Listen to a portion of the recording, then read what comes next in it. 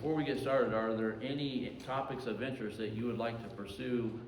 Of course, I always open up the Bible study with this invitation, and perhaps somebody will take me up on it. But is there any topic of interest that you would like to pursue before we get into Isaiah? Anything at all? Okay.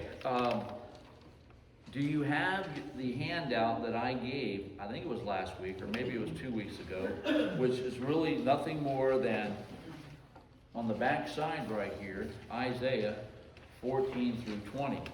Now, in my estimation, this is a tough section of Isaiah to get through. Not because we don't understand the words being used, but we don't understand the context in which the words are being used. So, now, if you don't need that, then of course but if you do, I have a copy right here.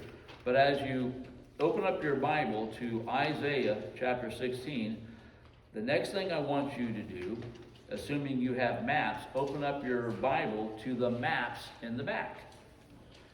Maps in the back. I like the way I said that. Okay. Let's see. All right, nothing there. I got maps in the back of my Bible, but they're not very good. I won't do that one either. Okay, now as you look at the maps in your back, you want to locate, or you want to identify a map that's going to essentially have the whole Middle East, which will be Egypt, probably on the left-hand side of the page, all the way over to the Persian area. Now, does anybody not have a map like that? Actually, this is what, wherever that thumb drive is at, maybe it's in my pocket, yeah. This is what I had.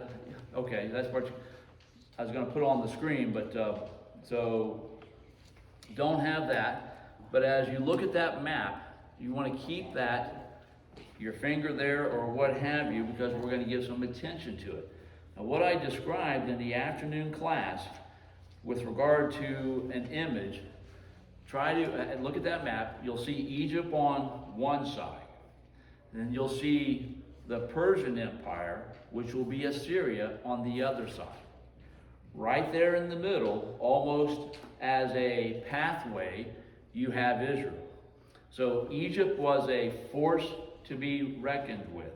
Even though they were not as powerful as they were during the days of Moses, they were nonetheless a force to be reckoned with.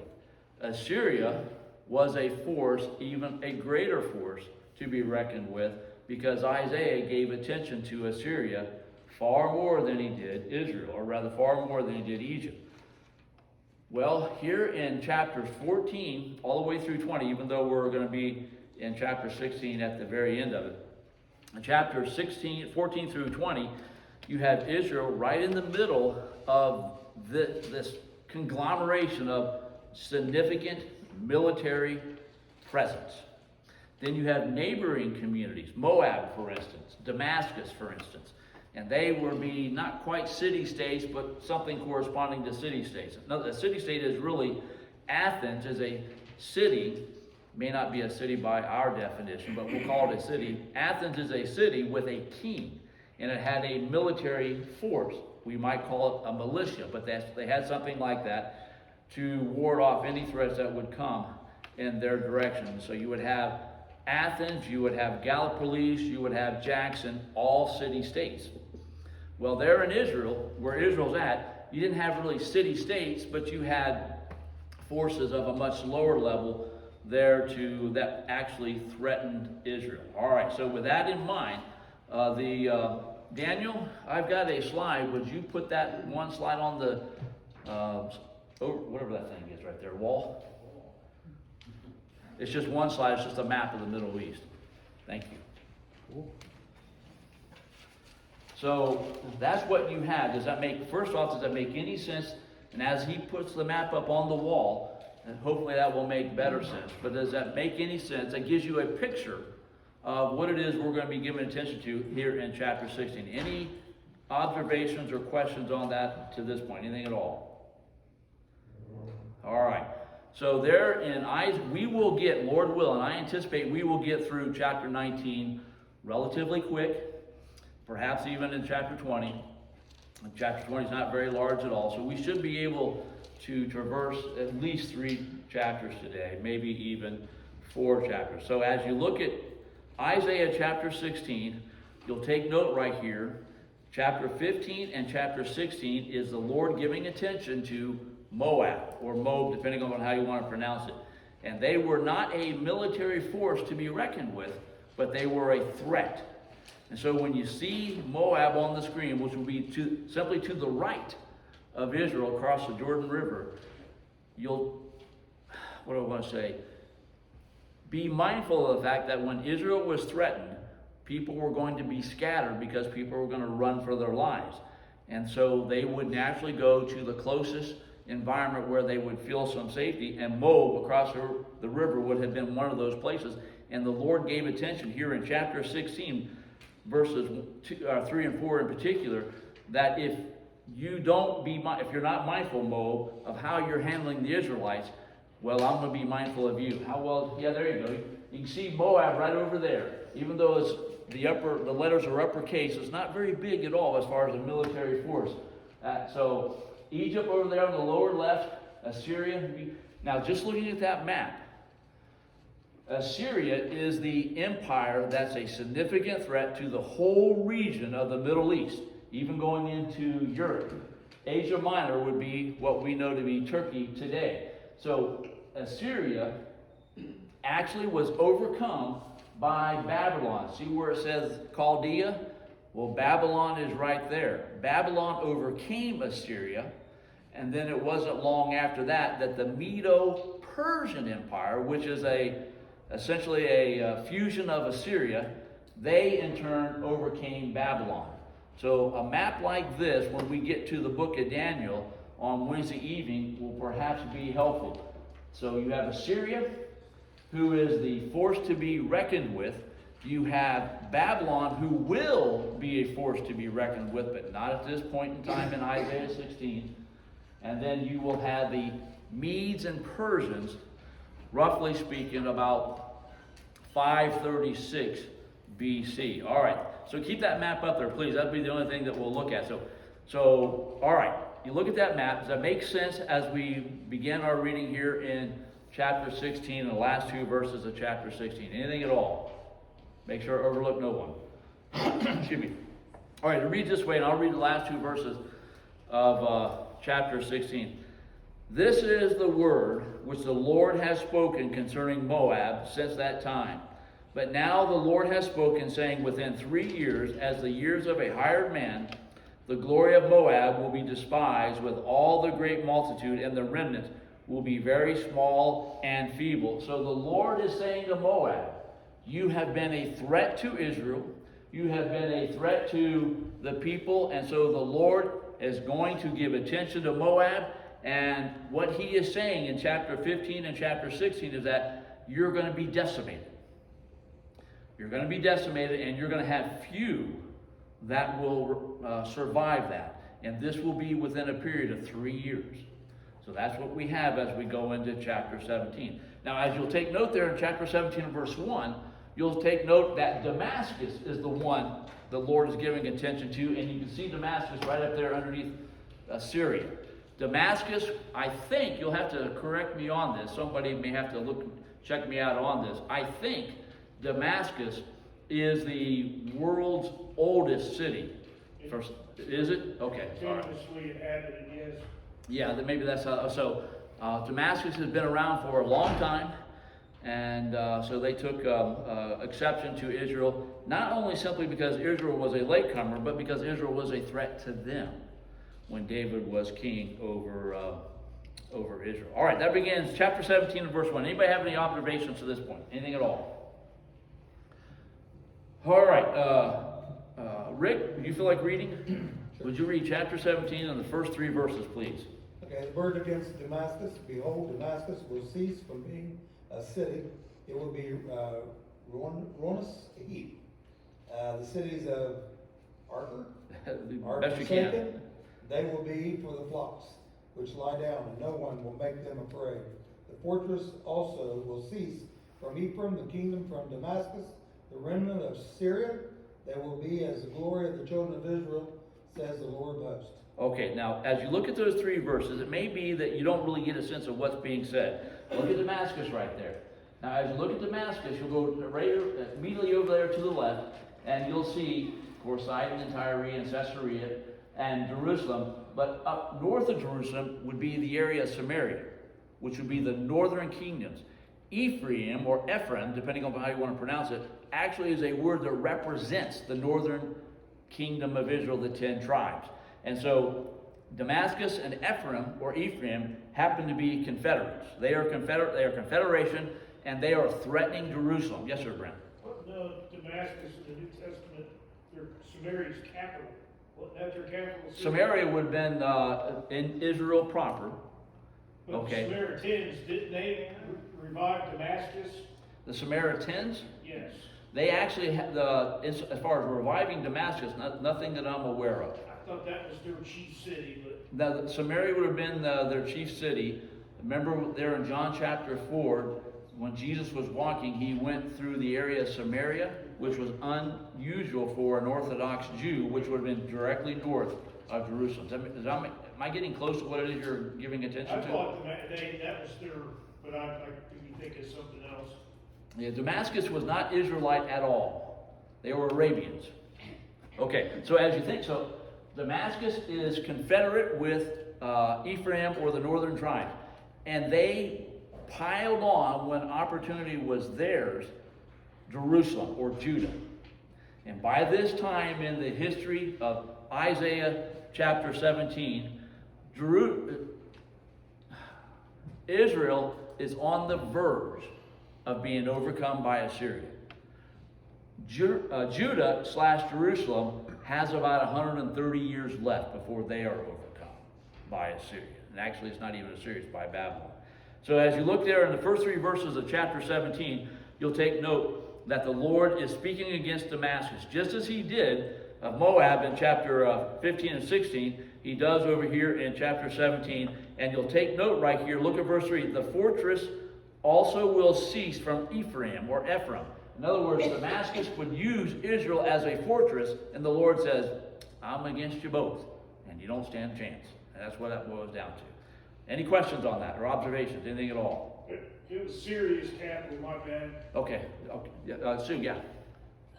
That Damascus you see on TV today on the map over there, I think it's in Syria, is that the same one? Yeah, it'll be, there'll be some variations from, as far as geography is concerned, but yeah, it'll be similar.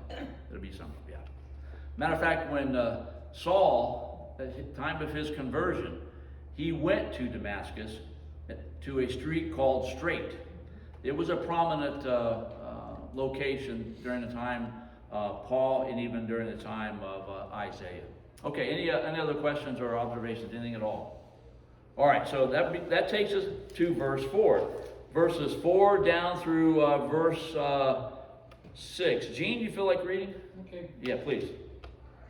In that day it shall come to pass that the glory of Jacob will wane, and the fatness of his flesh grow lean. It shall be as when the harvester gathers the grain and reaps the heads with his arm. It shall be as he who gathers heads of grain in the valley of Rephaim. Yet gleaning grapes will be left in it, like the shaking of an olive tree, 2 or 3 alls at the top of the outermost bough, for 4 or 5 in its most fruitful branches, says the Lord God of Israel. Okay, very good, thank you. All right, now look at those verses right there, 4 through 6. You'll take note here, in the first 3 verses, the Lord is against Damascus. As you know here in verses 4 through 6, look at those 3 verses rather, and what do you think is the sense of what he is saying? That's going to continue with the message in the first 3 verses. Now, I'm sorry. There'll be desolation, there will be nothing there. The Lord is against, and Damascus is going to suffer, and however many will survive that, there will be few. Now, as you look at those 6 verses, what you will see in verse 7 and verse 8 is something different. And you'll take note of that. Chris, you feel like reading? Sure. Chapter 17, verse 7 and verse 8. In that day a man will look to his Maker, and his eyes will have respect for the Holy One of Israel. He will not look to the altars, the work of his hands he will not respect, what his fingers has made. nor the wooden images, nor the incense altars. Okay, thank you. So looking at those two verses, Damascus is going to be decimated. Looking at verse 7 and verse 8, there is going to be some who will survive that. And then those who survive that will begin to have a new outlook toward the Lord. And it reads this way in verse 7. In that day, a man will look to his maker. Now that word maker, and probably in your translation, it should be this way anyway, should be uppercase, indicating the Almighty. In that day, a man will look to his maker, and his eyes will have respect for the Holy One of Israel. He will not look to the altars, the work of his hands. He will not respect what his fingers have made, nor the wooden images, nor the incense altars. Well, why? Because he prayed to these inanimate objects, and it didn't give him any kind of relief at all. So where is it that he's going to turn? He's going to begin to look at something that is greater than those inanimate objects. All right, any thoughts? All right, so we have that word of hope there in verse 7 and verse 8, and then we begin all over again in verse 9 why the problem is going to be experienced by Damascus and really by the larger group. Connie, you feel like reading? Would you read 9? I'm just going to have you go 9 to 11, please. In that day, your strong cities which they left because of the Israelites will be like places abandoned to thickets and undergrowth, and all will be desolation. You have forgotten God, your Savior. You have not remembered the rock, your fortress. Therefore, though you set out the finest plants and plant imported vines, though on the day you set them out, you make them grow, and on the morning when you plant them, you bring them to bud. Yet the harvest will be as nothing in the days of disease and incurable pain. Okay, thank you. All right. So, just as a continuation of our thought, the Lord is against Damascus. They're going to suffer as a result of it. There's going to be some who are going to take note of that, having survived it, and they're going to turn back to the Lord. They're going to give him a new look. And then as you look at verse 10, you'll take note right here. This is why it's happening. Now, when you think about what you read there in verse 10, think about the application to Damascus. When did the Lord ever speak to Damascus concerning, remember the Lord your God? Insofar as I know, that never occurred. So if that never occurred, then how do we have verse 10 apply to Damascus? Two things are in view right here. As Isaiah spoke the Lord's word against Damascus, he was actually preaching to the people of Israel. Why is this happening? And the Lord told them through Isaiah, here's why it's happening, because you have forgotten the God of your salvation. And Damascus is going to be an outlier, and they're going to suffer, and that which they suffer, you too will. Does that make sense? All right, now here's an application, a point of application we want to consider for ourselves. It reads in verse 10. Because you have forgotten the God of your salvation and have not been mindful of the rock of your stronghold, therefore you will plant pleasant plants and set out foreign seedlings. In the day you will make your plant to grow, and in the morning you will make your seed to flourish, but the harvest will be a heap of ruins. All right, so as you look at verse 10, how do we avoid that as far as our own application today? How do we avoid that? Now, there's nothing profound about the question. Neither is there going to be anything profound about the answer. But when you think about what verse 10 is saying, how can we be mindful? How can we be reminded of the Lord on a continuing basis where we don't get ourselves in a hard spot and suffer the consequences? Anybody have any thoughts? Okay, come on now. Yeah, right there. You don't forget about him by intentionally trying to remember him. So through study of his word, through your prayer life, through attending services and being a faithful Christian, continuously giving yourselves points to remind yourself of God and the blessings that we have through him. Okay, so as I summarize what Eric says, you tell me if I got it right. As I summarize what Eric said, how do you be mindful of a threat like this that you're not guilty of? you put yourself in a position where you're not going to be presented an opportunity to forget him. You're going to be, for instance, in your attendance, for instance, in your regular prayer, for instance, in the reading of his word. You're not going to put yourself in any kind of position where it's going to be an opportune time for you to forget the Lord. And how do you put yourself into an opportune time where you forget the Lord? You begin to associate with people who have no interest in the Lord. And there may be other ways. Brent, go ahead. With in this time we were studying, how easy it was for the children of Israel to forget. It was a generation, and then they had no idea. And then they found the law as if it was this. And they had no idea how easy that would be today. You wouldn't think it would be, but No, that's exactly right. It's a generation away from being void. Rick, go ahead. I was just saying, like, yeah, but reading it and studying it is good, but that alone won't work if you don't apply it to your life. And that's what's happening. They may have been doing some of the sacrifices and stuff. They may have been given to reading, but they never applied it. They didn't, the way that they run their lives didn't show any God at all. And so there's where we really run into the struggle. That brings me to a word that you've heard me say something about through the course of the time that Ann and I have been here, and that is sometimes our actions are nothing more than rituals. Does that make any sense? For instance, the Lord's Supper. Well, that's just what we do on Sunday, but it doesn't really have a great deal of meaning for us. Well, if that is the case, then the problem really belongs to the one who thinks that way. The Lord's Supper is a sacred occasion. How about when the word is being expounded? The preacher may not be any good at all, but the word is being expounded. That's a sacred setting.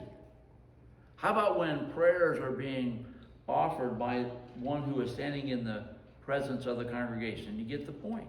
You shouldn't think so little of yourself. I'm sorry? You shouldn't think so little of yourself. Okay, thank you.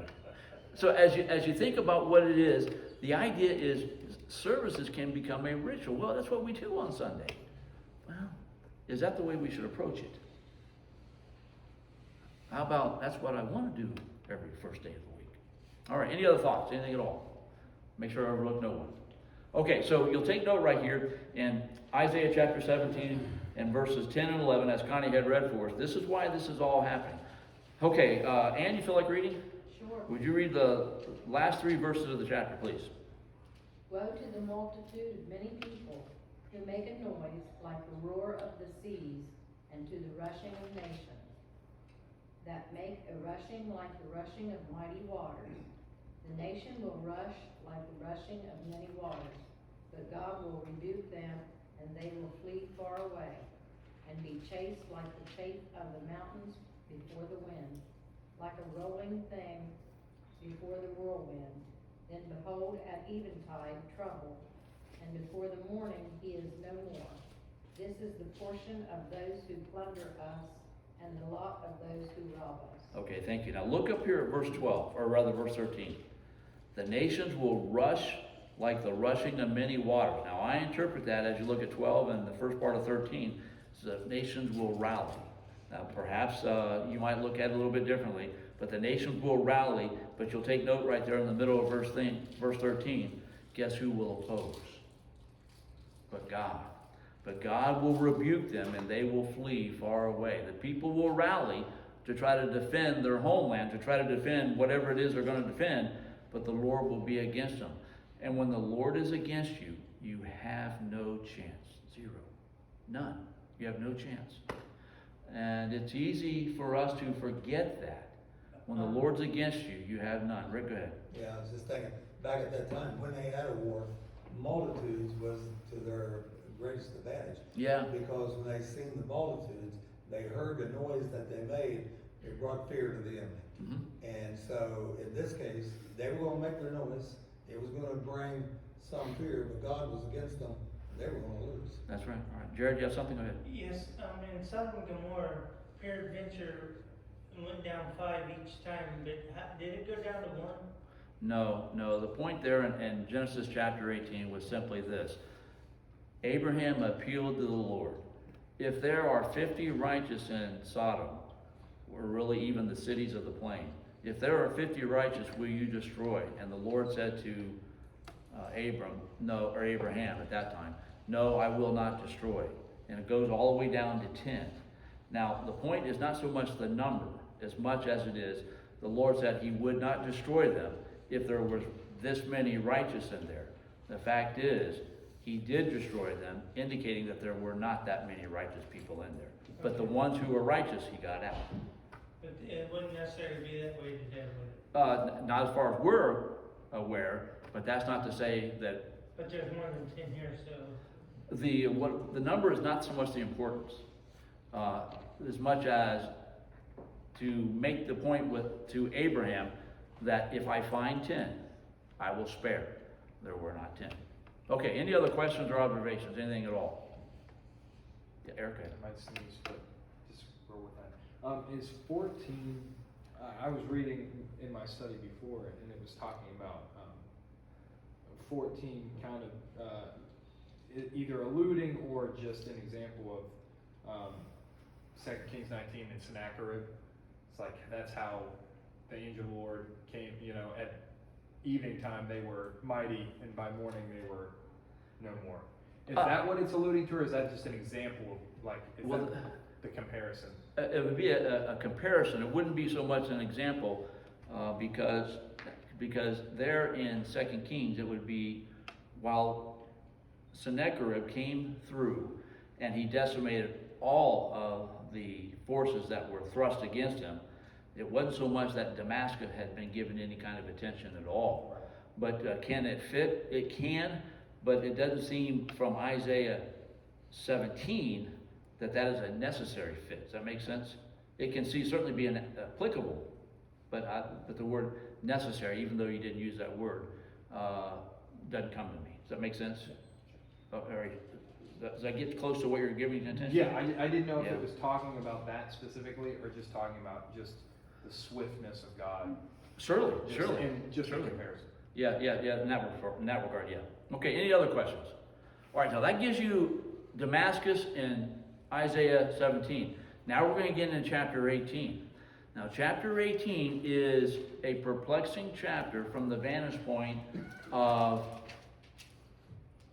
people in general. For instance, the rabbis, I made mention in afternoon class, and I got to make mention again tonight about that. It is perhaps tiresome on your part to hear me talk about the rabbinic writings, but it's not tiresome on my part to make the effort to get an understanding what it is they think about varying things, Isaiah 18 being one of them. Because you go through the entirety of the New Testament and you take note of how many times a writer in the New Testament, in one book or any other book, references the Old Testament. I want to know then, based upon what the rabbis say about that passage and how it's applied by Paul or by Peter or even by Jesus. So what you have right here in Isaiah chapter 18 is a perspective that many Christian expositors will simply refer to Egypt. Look at the word Ethiopia in verse 1. Look at the word Egypt in chapter 19 and verse 1. And you can see a kinship right there. All right? But as you consider what the rabbis were saying, which I don't see at all here in chapter 18, they refer to chapter 18 to be messianic. What's messianic? It refers to the Messiah, the time of the Messiah. You see, there's going to be this great battle. You've heard me give some attention to it. It's called the Great Battle of Gog and Magog. Words that really have no real meaning, even though you read about them in the book of Ezekiel and even in the book of Revelation. But they don't really have any kind of identifying marker. Who's Gog? Well, whoever Gog is, there's a Ma on the other one. So you got Gog and Magog. And Gog and Magog is going to be associated with now here we go, big $50 term right here, with a dispensational premillennialist. Gog and Magog is going to refer to the Battle of Armageddon. Armageddon, of course, starts with the letter A. Battle of Armageddon there in Revelation 16. So that battle is associated with when the Messiah comes. All right, so look at verse 1 of chapter 18, and I'll read the first 2 verses. Woe to the land shadowed with buzzing wings, which is beyond the river of Ethiopia, which sends ambassadors by sea, even in vessels of reed, on the water, saying, Go, swift messengers, to a nation tall and smooth of skin, to a people terrible from their beginning onward, a nation powerful and treading down, whose land the rivers divide. Well, I sure saw Gog and Magog mentioned there 16 times. Did you see it too? You don't see it in there. So how do they get this to be a reference to the end times or the Messianic times? I don't know. All that to say, it's good to take note of what other people think about a particular passage. But as you look at the passage, you want to see if there's any warrant to that. And there's no warrant to that. So just file that away as a point of reference. So you look right there in verse 1 and verse 2, and you'll take note of the people of Ethiopia. All right. Verses 3 down through verse 6. Jim, you feel like reading? Please. All inhabitants of the world and dwellers on the earth, when he lifts up a banner on the mountains, you see it. And when he blows a trumpet, you hear it. For so the Lord said to me, I will take my rest, and I will look from my dwelling place, like clear heat in the sunshine, like a cloud of dew in the heat of harvest. For before the harvest, when the bud is perfect, and the sour grape is ripening in the flower, he will both cut off the sprigs with pruning hooks, and take away and cut down the branches. They will be left together for the mountain birds of prey, and for the beasts of the earth. The birds of prey will summer on them, and all the beasts of the earth will winter on them. Okay, very good. Thank you. Larry, you feel comfortable reading? Would you read the last verse of chapter 18, please? In that time shall the present be brought unto the Lord of hosts, from a people scattered and killed, and from a people terrible from their beginning hitherto, a nation bedded out and trodden under foot, whose land the rivers have spoiled, to the place of the name of the Lord of hosts, in Mount Zion. Okay, very good. Thank you. Clearly you can see that the people of Ethiopia has something being said about them. Well, what do the people of Ethiopia, what do they have to do with Jerusalem? You'll take note right there in verse 1 and verse 2. Woe to the land shadowed with buzzing wings, which is beyond the rivers of Ethiopia, verse 1 reads, which sends ambassadors by the sea, even in vessels of reed on the water, saying, Go, swift messengers, to a nation tall and smooth of skin. Who is going to Ethiopia? Is it going to be the people of Israel? Is it going to be somebody else? The Queen of the South is in Ethiopia, isn't she? Queen of the South is not really identified as far as a location is concerned. Generally thought to be in Arabia proper, not so much in Ethiopia. But as you look at chapter 18, because there is some ambiguity, because there is some vagueness, because there is some undetermined specificity, there you go, there's another $50 word, there are some who will interpret it to be referring to the end times. But it's not obvious from the reading of those 7 verses. But all we're able to say with any degree of certainty is that the Lord has something in mind that's not very clear to us.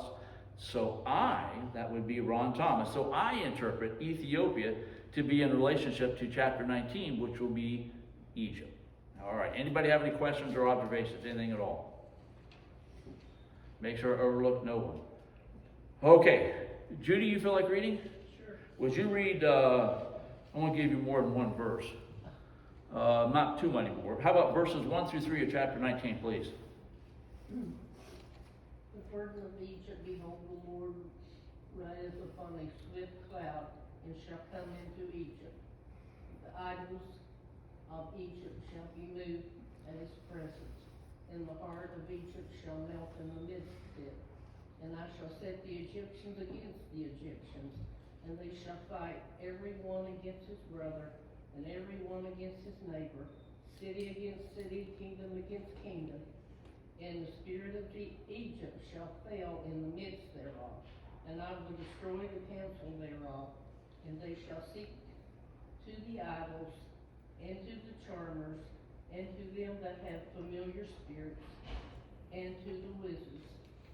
Okay, very good, thank you. Stephen, you feel like reading? Would you read 4 through 6, please? And the Egyptians will I give over into the hand of a cruel lord, and a fierce king shall roll over them, saith the Lord of hosts. And the waters shall fail from the sea, and the rivers shall be wasted and dried up, and they shall turn the rivers far away, and the brooks of defense shall be emptied and dried up, the reeds and the flags shall wither. All right, very good, thank you. Doug, you feel like reading? Yeah. 3 verse 10, please. I thought I'd give you the rest of the chapter. How many? Just 3 verse 10, please. I get this first word, The papyrus. papyrus. Yeah, papyrus. The papyrus reads, by the river, by the mouth of the river, and everything sown by the river will wither, be driven away, and be no more. The fishermen also will mourn, all those who lament, cast hooks into the river, and they will languish who spread nets on water. Moreover, those who work in fine flax and those who weave fine fabric will be ashamed, and its foundations will be broken. All who make wages will be troubled of soul. All right, very good, thank you. So you look at the first 10 verses, and you can see that the burden against Egypt of verse 1 is simply being elaborated on down through verse 10. Now, that brings us to verses 11 down through verse 15. Eric, have you read yet? Would you read, please, 11 through 15? Surely the princes of Zoan are fools. Pharaoh's wise counselors give foolish counsel. How do you say to Pharaoh, I am the son of the wise, the son of ancient kings? Where are they? Where are your wise men? Let them tell you now, and let them know what the Lord of hosts has purposed against Egypt. The princes of Zoan have become fools. The princes of Noph are deceived. They have also deluded Egypt, those who are the mainstay of its tribes. The Lord has mingled a perverse spirit in her midst, and they have caused Egypt to err in all her work, as a drunken man staggers in his vomit. Neither will there be any work for Egypt, which the head or tail, palm branch or bulrush may do. All right, very good, thank you. All right, now look at this map all over again. Is this a different map or is it the same map? Okay. Oh, there you go. I'll do that again, would you please? Is there a particular area you want me to? Well, I'm going to zero in on Egypt, and I'm going to zero in on Assyria here in a moment. All right, so now as you look at Egypt right here, what I want you to do is give it, Egypt is a force to be reckoned with. Now, Israel right here, right in this area right here, they were confused concerning their own political alliance. So they had Egypt right here, they were trying to confederate with Egypt, but Assyria over here, who was the force that was actually the preeminent force, was not taking well to Israel flirting with Egypt. And so as Egypt would come up this way, you can see where they're going to be going, right through Israel. And that meant that Israel was a battleground. You can see where Assyria would be coming. They would be going right down here through Israel, that area. So Israel was in the hot spot where any kind of conflagration or any kind of battle would take place. And they were going to suffer as a result of it. Israel, who was threatened by Assyria, you'll remember King Ahaz of chapter 7. Israel, who was threatened by Assyria, the Lord said, do not find any strength in Egypt. Now look at chapter 19 with that in view. Do not find any strength in Egypt. Look in particular, and we're not going to go any further than verse 15. Look in particular, verse 12. Where are they, Egypt? Where are your wise men? Why do you think following your wise men when I'm against you is going to be of any help to you? And Israel, what about you? You can't defend anything. And you're going to lean on Egypt when Assyria is right there ready to come through? And that's what you have. That's where we're going to bring our class to a close here. Mark, Lord willing, verse 16 of chapter 19. Any final comment? Rick, go ahead. Yeah, I was just thinking about Egypt. you know, when Moses went to Egypt, the Pharaoh had his wise men that come out and tried to disprove everything that Moses was doing. They put a lot of faith in those guys.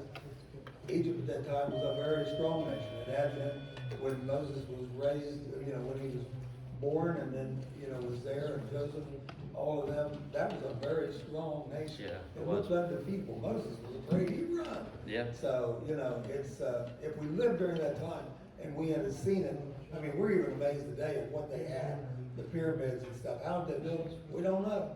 I mean, it's just amazing what that part of the country would have been and would have looked like to all those people up above them. Okay, very good. Thank you. We are dismissed. Did that shut off, Stephen? Did it shut off?